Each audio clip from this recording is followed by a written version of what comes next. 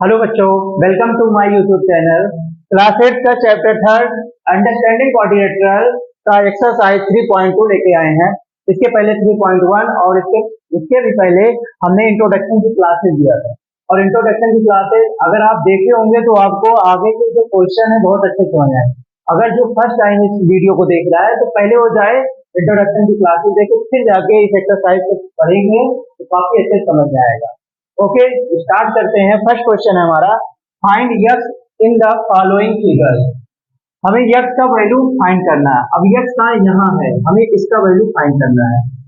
तो आपको बताया गया है कि कितने भी साइड हो, चाहे 3 साइड हो या 4 साइड हो, तो किसी भी पॉलीगन के चाहे जितने साइड हो उनका सम ऑफ ऑल एक्सटीरियर एंगल कितना होता है? 360। तो इनका हम क्या करेंगे, लिखेंगे sum of all exterior angle equal to कितना होता है? 360 डिग्री। अब हम क्या करेंगे, सभी एंगल को क्या कर देंगे, सम कर देंगे। तो हो गया 125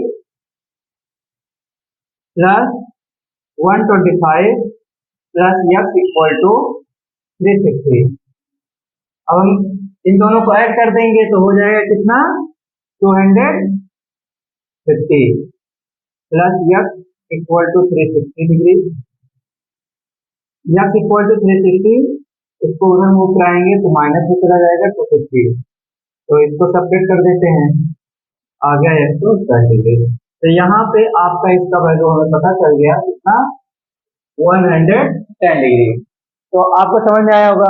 अब इसी का बी वाला पार्ट है कि यहाँ पर हमें क्या करना है, इसका भी यक्स का वैल्यू। अब यक्स कहाँ है? यहाँ इस यक्स का वैल्यू हमें फाइंड करना है। और एक्सटीरियर एंगल दिया गया है यहाँ पे नहीं, इसको हम सबसे पहले 1 मान लेते हैं, कोई मान लेते हैं। हम इसको पहले निकालेंगे क्योंकि सभी साइड इधर 90 दिया गया है, राइट एंगल। सबसे पहले हमें इसका वैल्यू मालूम होना चाहिए, तभी तो हम फार्मूला लगा पाएंगे sum of all exterior angle equal to 360।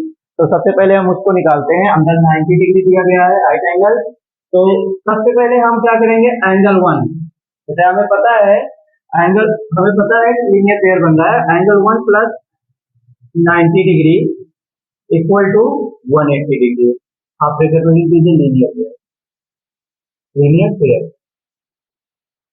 Angle 1 equal to 180 minus 90 degree.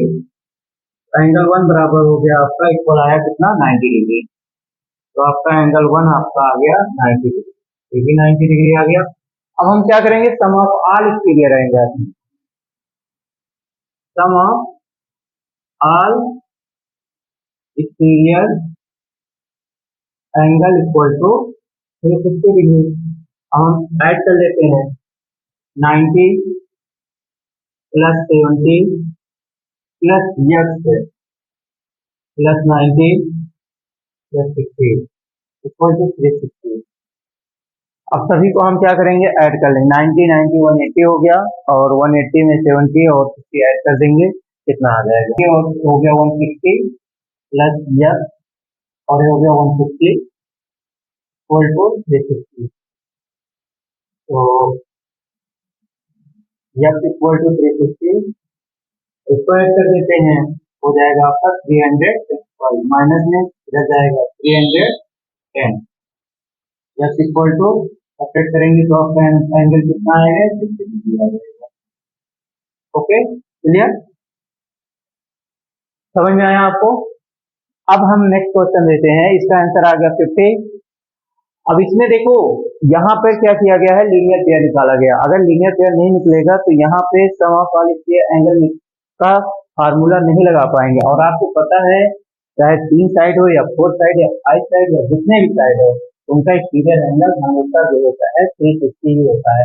ठीक है। क्वेश्चन नंबर सेकंड है, find the measure of each exterior angle of a regular polygon. Regular polygon है, हमें एक्सटीरियर एंगल मतलब each exterior angle find करना। और regular polygon, आपको पता है रेगुलर पॉलीगन में क्या है, उनके एक्सटीरियर और इंटीरियर एंगल सभी क्या होते हैं? इक्वल होते हैं।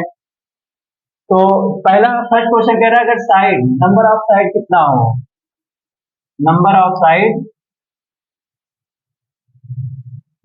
ऑफ साइड को n से लिखते हैं। तो कितने हैं? 9 है। तो आपको पता है ईच एक्सटीरियर एंगल कितना, each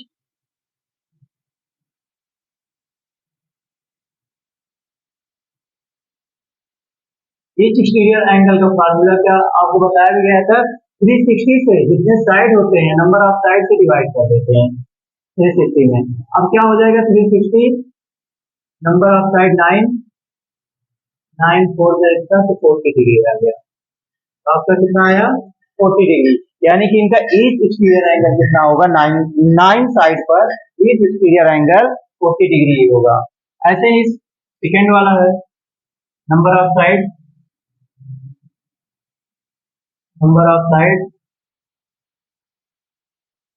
9, sorry number of side 15, number of side को n से लिखते हैं और each exterior angle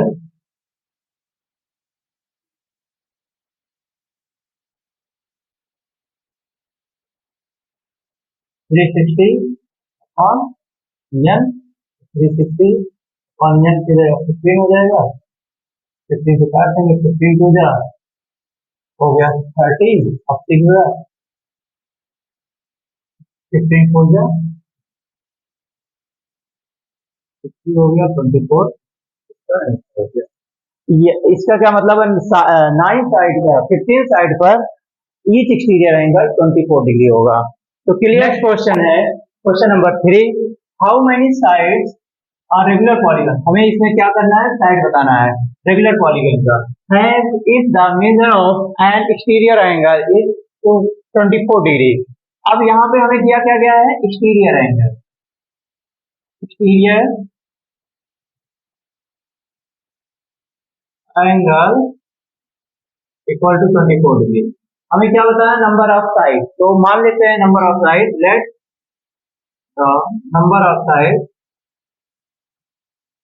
number of side to be n। n इसलिए मानते हैं क्योंकि n जो है फार्मूले में भी n ही माना गया है, और दूसरा चीज आप x y z कुछ भी मान सकते हैं, तो भी n। ईच एक्सटीरियर एंगल का फार्मूला क्या है, each exterior angle equal to 360 degree upon n। Each exterior angle दिया गया है, exterior angle 24 equal to 360 upon n। Cross multiply करा देंगे तो n इक्वल टू हो जाएगा 360 डिग्री अपॉन 24 डिग्री। अब यहाँ दोनों ही 12 से कटेंगे, 12 टू जा 12 थ्री जा, तो n इक्वल टू 30/2, 2 से कट गया 15, n equal to 15 mean number of side क्या हुआ, number of side equal to 15। Okay clear, बहुत इजी। अगर आप फॉर्मूला लर्न किए हैं, आपको लर्न है, तो आपको क्वेश्चन लगाने में कोई प्रॉब्लम नहीं है। क्वेश्चन है question number 4, how many side does a regular polygon have each of its interior angles is 165 degree. अब इसमें हमें क्या करना है, साइड से निकाल रहे हैं। इसके पहले वाले क्वेश्चन में एक्सटीरियर एंगल दिया गया था, इसमें दिया गया है आपका इंटीरियर एंगल। ओके, तो हम सबसे पहले जो दिया गया उसे लिख देते हैं, ईच इंटीरियर एंगल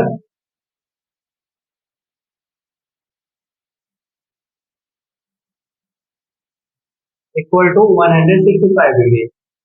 अब एक्सटीरियर एंगल हमें सबसे पहले, अब एक्सटीरियर एंगल निकालेंगे। अगर हम एक्सटीरियर एंगल निकाल लेंगे तो उसके बाद हम क्या करेंगे, each exterior angle equal to 360 upon n करके हमें नंबर ऑफ साइड फाइंड कर लेंगे। तो हमें नंबर ऑफ साइड फाइंड करना है, तो मान लेते हैं number of side, let the number of side n मान लेते हैं। ओके, तो अब हमें क्या है, एक्सटीरियर एंगल निकालना है। तो कैसे एक्सटीरियर एंगल इक्वल टू 180 में से 180 डिग्री में से जो आपका इंटीरियर एंगल होगा उसे हम क्या करेंगे, सब्ट्रैक्ट कर लेंगे। तो हमारा जो आएगा ईच एक्सटीरियर एंगल आ जाएगा। 180 में से 165 सब्ट्रैक्ट हुआ, कितना आया? 15 आ गया। कितना आया? 15 आया। तो अब हमें ईच एक्सटीरियर एंगल फाइंड हो गया, तो हम ईच एक्सटीरियर एंगल फाइंड हो गया, तो इसका एक फार्मूला है, each exterior angle equal to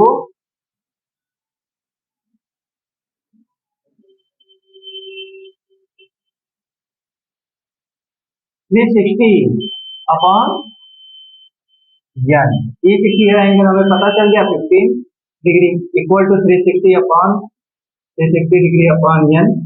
हमें नंबर ऑफ साइड निकालना है, तो क्रॉस मल्टीप्लाई कर देंगे, n इक्वल टू हो जाएगा 360 अपॉन 15, कट कर देंगे 15 टू 30।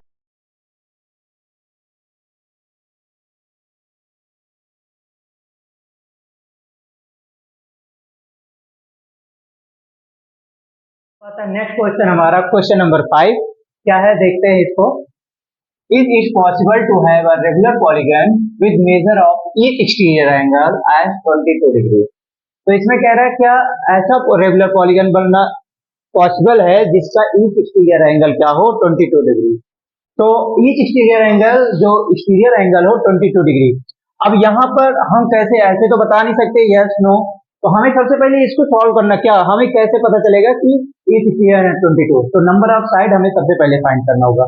नंबर ऑफ साइड अगर पॉसिबल होगा, डेसिमल में नहीं आता है, तो हमारा इसका जो रेगुलर पॉलीगन होगा ईच एक्सटीरियर एंगल पर 22 पर पॉसिबल है। तो चलिए देखते हैं। तो दिया क्या गया है, exterior angle, each exterior angle, each exterior angle 22 degree और ईच एक्सटीरियर एंगल इतना दिया गया है, हमें नंबर ऑफ साइड निकालना, और हमें पता है sum of all exterior angle 360 degree, sum of all exterior angle equal to 360 degree और ईच एक्सटीरियर एंगल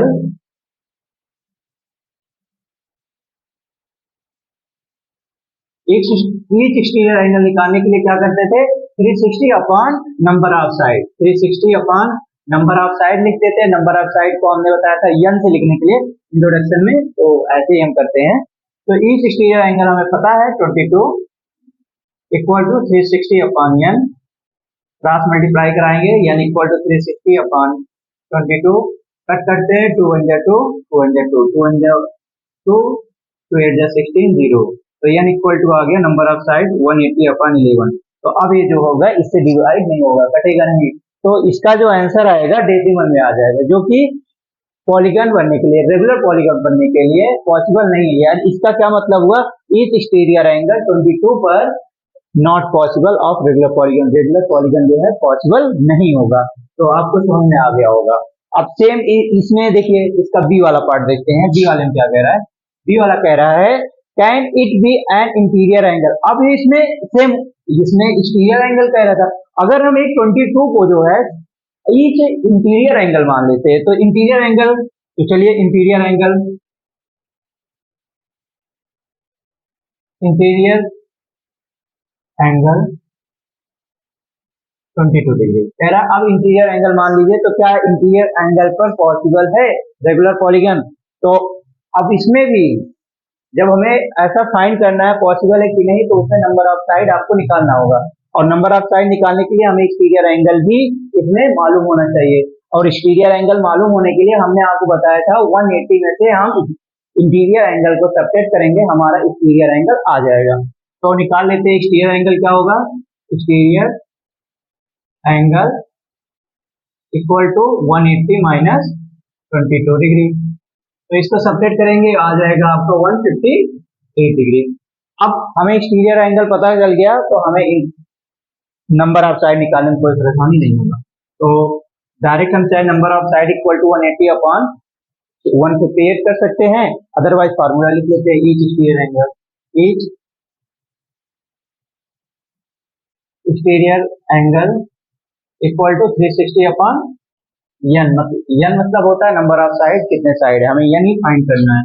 तो हो जाएगा यहाँ पे 158 equal to 360 upon n, n equal to हो जाएगा 360 अपॉन 158 n इक्वल टू 2 से कट कर देते, 2 से 1 जा 14, 2 9 जा 18, 2 1 जा 2 8 जा 0, 180 अपॉन 79।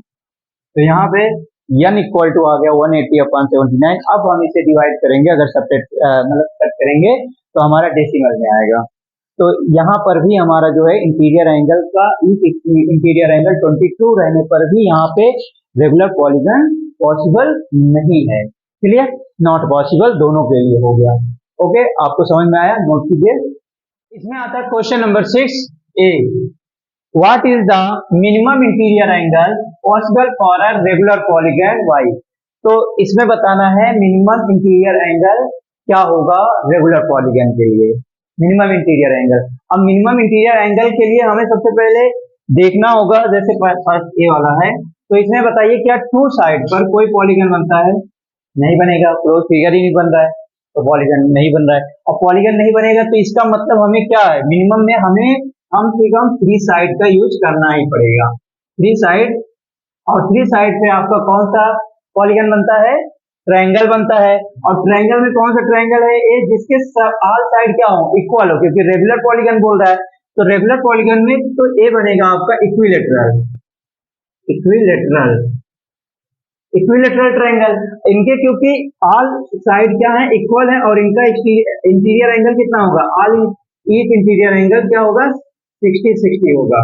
तो each exterior angle, sorry each interior angle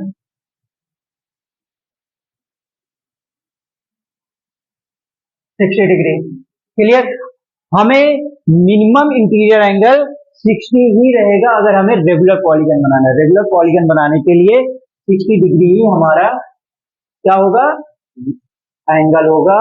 regular polygon बनाने के लिए मिनिमम इंटीरियर एंगल 60 डिग्री ही होगा रेगुलर पॉलीगन बनाने के लिए। Okay done. अब इसमें बी वाला क्या कह रहा है, what is the maximum exterior angle. अब maximum exterior angle possible for regular polygon बनाने के लिए मैक्सिमम एक्सटीरियर एंगल कितना होगा। अब सेम फिगर में देख लेते हैं। अब हमें एक्सटीरियर एंगल बताना है कि मैक्सिमम एक्सटीरियर एंगल। अब इसमें सीधा सीधा दिख रहा है कि लीनियर पेयर बन रहा है, और लीनियर पेयर बन रहा है। और आपको ये भी बताया है एक्सटीरियर एंगल निकालने के लिए 180 में से इंटीरियर एंगल को सेपरेट कर देंगे, तो हो जाएगा आपका ईच एक्सटीरियर एंगल